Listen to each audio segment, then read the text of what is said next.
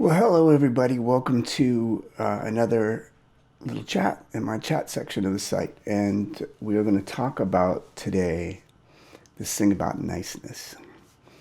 I have a whole paid subscription site on my site, which is my course I call Welcome to Life. And then I have this little section where I tend to talk about a little more high level things, common issues that people have on what we might call the path of trying to figure out how this whole game of life works. And specifically, trying to understand what it means to live a good life, to be a good human being in the world in a way that is, we do things, why? Because it's rewarding. If things aren't rewarding, why would we do them?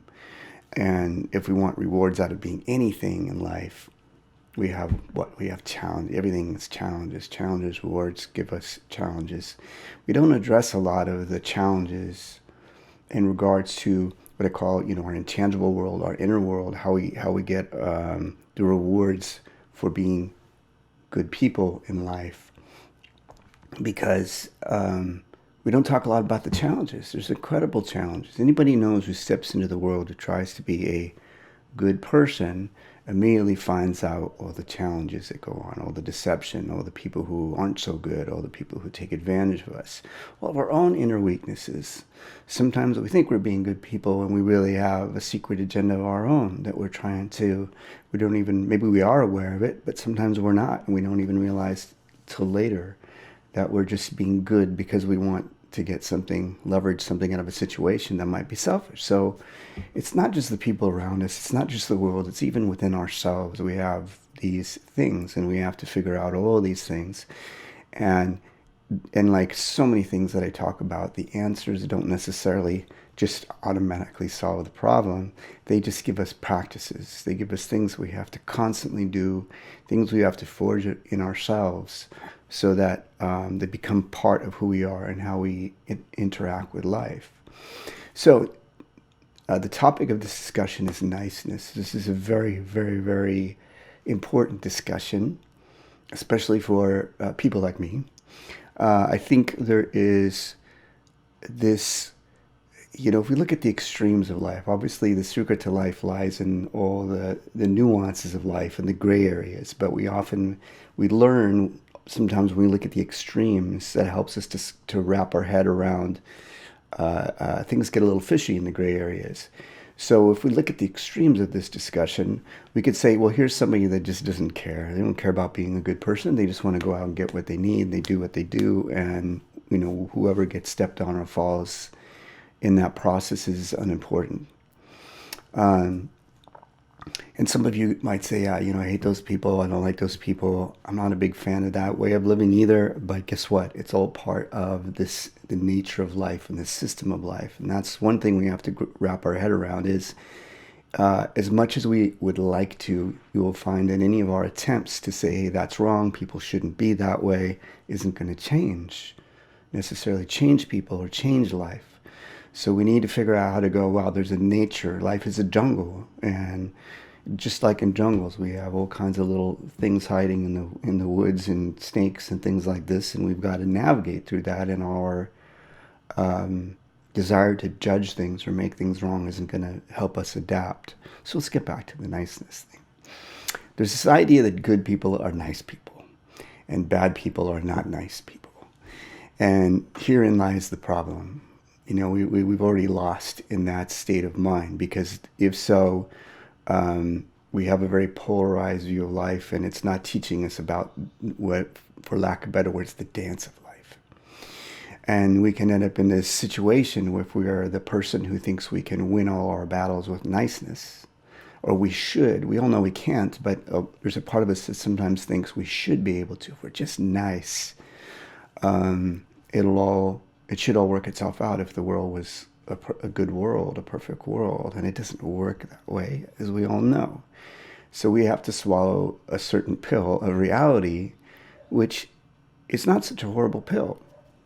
Because at the end of the day, if we want to learn how to work with life, we want reality. We don't want fantasy. So any pill, even as bitter as it may be or a little bit off as it may be, that opens us up to reality, gives us more leverage to live a real life. And so We need to burst the niceness bubble. And, some people by nature are just nice people. And life forges us as we grow. We realize that we can't go through life just being nice people. I know this. I grew up being a nice person.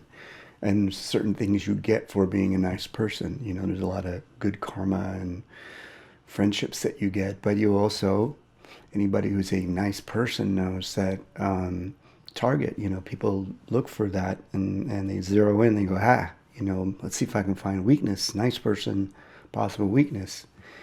And again, if you have any anger about this, you need to let go of that. If you have any sense of this is injustice, good luck. You're fighting an unwinnable battle.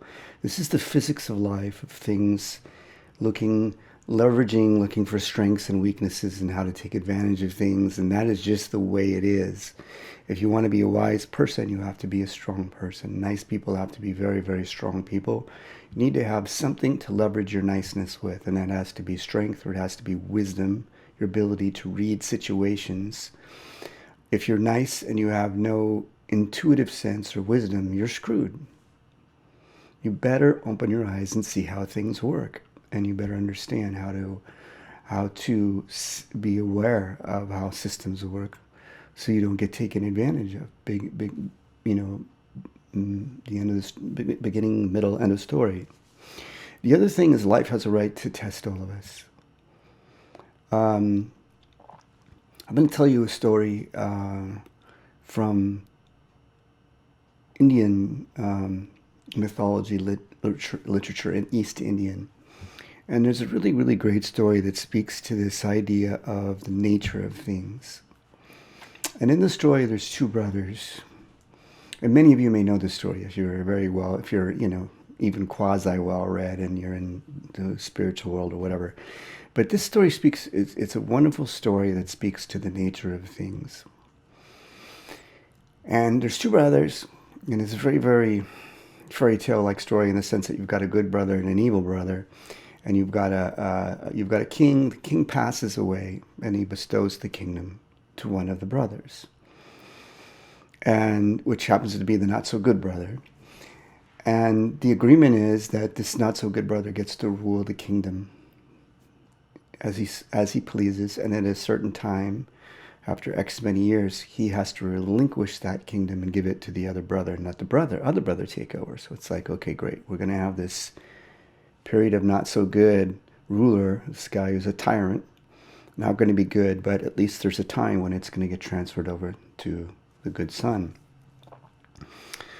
So, and I apologize to the women out there, because we're all talking about this. It's an old story, and we all know old stories are often dominated by male power figures. So just roll with the punches here. So the time comes when, here's the day when the kingdom has to be turned over to the good son, and everybody's kind of they're looking forward to this. It's a celebrative moment that finally this kingdom is not going to fall under this cruel hand of this tyrannical brother. And the day approaches, and it becomes clear that the evil brother is not going to hand the kingdom over to the good son. And he becomes aware of it, that if he wants to have the kingdom, he's going to have to fight for it. And this is a great story about niceness, because it's like, isn't it now, like the nice guy gets, or the nice person gets, it's their turn, right? But they don't get it for free. They still have to fight. Why? Because the guy's a tyrant. Tyrants don't hand anything over to people.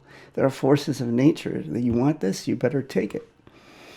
And so the nice guy has to go into battle with his brother, which he doesn't want to do, because he's a nice guy. He doesn't want to have to pull together his soldiers and see all the loss of lives and the terrible things that happen. And he seeks counsel. And in this story, Krishna. And the counsel goes, basically tells him, look, you have to go into this fight. So the secret is, don't go in with anger or hatred. Just go in because you have to. It's not your choice. Life is asking you, telling you, This is what you have to do. So go in with a pure heart, just pure of purpose, and you'll win the battle, and you'll get what you have coming to you. And this is a great story that I haven't found anything quite like that. Maybe I'm not well read enough in any other religious texts that speak to this thing about the nature of things. And then how do we go in? So if we are trying to be good people and we're dealing with niceness, we got to be strong, we got to be willing to go into battles. But the secret is we have to figure out how to go into those battles out of purpose, not out of anger or hatred or how dare you do this to me, and I'm nice, therefore why isn't everything just going my way? You see? And we also have to understand and purge our personal selfishness too. Because again, and I can already see people in relationships going into this mode of, well, I'm always so nice in my relationship and I never get what I want. So maybe I just need to go in there and kick some ass and get what I want out of this relationship instead of being so nice. But then what do we want? Do we want what's best for the relationship or do we want what's best for us? You see, so that's that covering up our own selfishness with niceness. And I'm not saying that anybody is, but we have to have that wisdom to know, because if we're just if we're covering up selfishness with niceness and then we're saying, okay, I'm going to put aside niceness and I'm going to go into battle, all we're doing is we're just switching our surface approach to something that's selfish inside of us and not really serving a greater purpose, you see. So if you want to take any of this talk to heart, you've got to make sure that you're in it for the right reason, not just for yourself, but for the betterment of a situation, of everybody involved, not just yourself, but the other person, that you're being aware of the needs of other people, not at the expense of yourself, but together, Good things always have a mutual beneficial relationship for people. When things are in the right place, doing the right thing, both parties, or however many parties are involved, are all getting something out of that. Whenever just one person is tugging, it doesn't matter how nice or unnice they are, and everyone else is paying a price at the expense of that, it doesn't matter how nice you are, unnice you are, something is wrong there with that, the intention, the place we're coming from, yada, yada, yada. So we have to be very, very careful here too with this whole nice thing, because there's a lot of people that use niceness. It's like, if I just am nice, won't everyone just let me be me and let me just do my thing? But sometimes it's like that.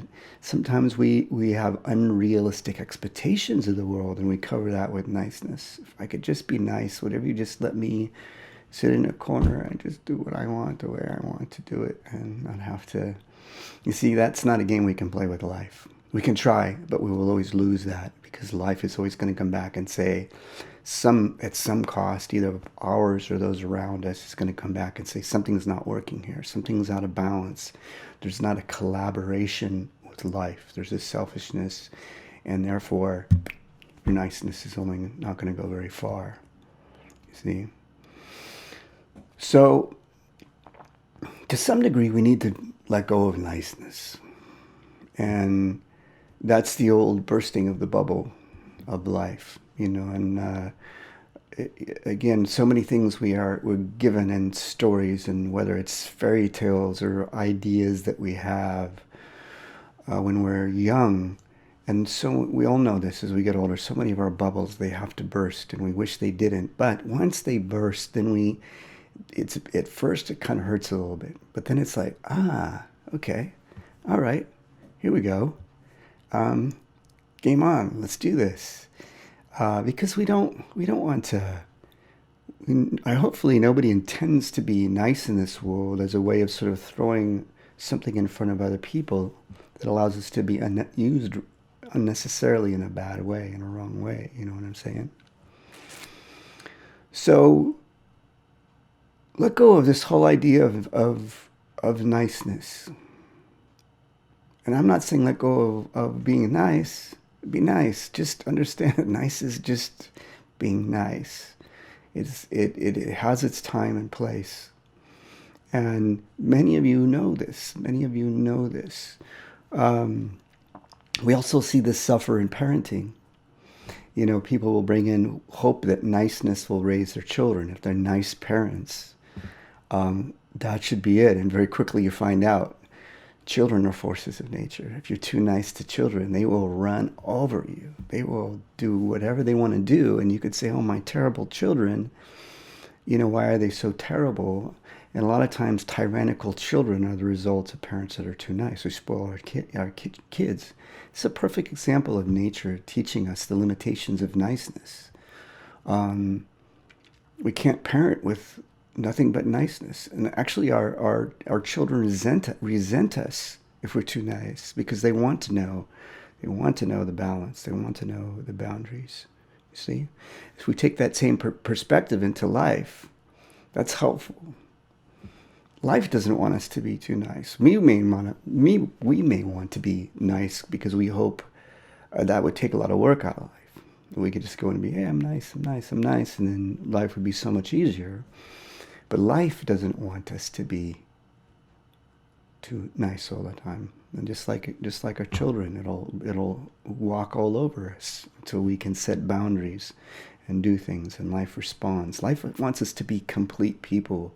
We cannot have any bearing in life unless we're complete people. And complete people have a balance of nice, not nice, of open yet protected, of all these things. They have to be together, and anything that stands in the way of that, we need to burst the bubble.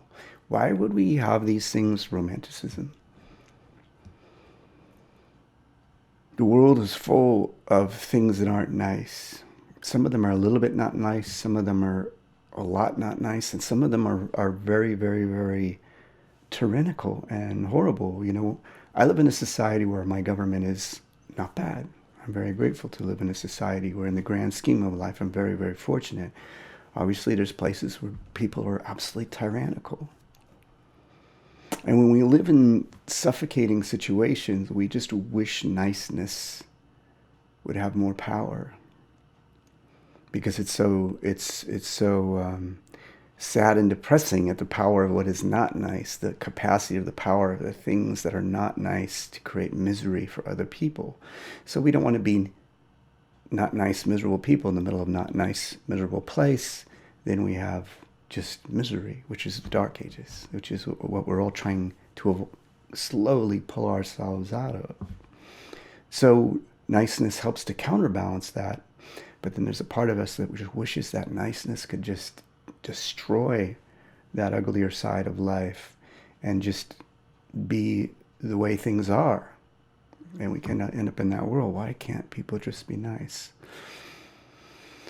People can be nice, and there's a lot of nice people in the world, and you'll find that if you have a good heart and you put yourself in the right place and you have the right open mind, you will find tons of niceness and unselfishness. It's just that we can never put those extra thick rose-colored glasses on and deceive ourselves that this is life in its totality. It's a component. And the best case scenario in any world is not a place, there will never be a place where everybody is super nice. It's never going to happen because of the laws of physics, of the nature of life. However, there can be a place where people have the opportunity to be nice and share niceness amongst people and be strong and wise and find a balance within madness of life, for lack of better words. And that's where we are. That's the best it gets. And so we're always going to need that counterbalance side of ourselves. And we just need to make sure that that doesn't come from anger and kicking and screaming and how dare you and demanding or fighting the nature of life, which is where we start, but we can't finish there. We have to surrender to that and just let things be what they are. And that's also part of our ego, you know, to think that we can defeat things with niceness, or we should. Anything that fights reality, that doesn't work with reality, is a fantasy. It's a romanticism. It's part of our ego, our mind, our fear. And that, in the long run, will never serve us. And it will always falter. It will always fail. It will never bring us wisdom. And we'll never be able to root ourselves or empower ourselves with who we are. And then, of course, I just have to finish this conversation with something I always do, which is anytime we find any sort of truth we have to continually empower that, right? If we find that part of ourselves that can counterbalance our niceness and sort of burst that bubble, but still allow us to be good people, but walk in the world with a sense of strength and protection and center, we have to maintain it. Just like everything else, that's something we have to get up every morning and just feed it and go, this is it. This is the place. We're never done. We're never like, now I can just be nice again, right? Now we're going back to where we started, which is, how does niceness solve everything? What doesn't?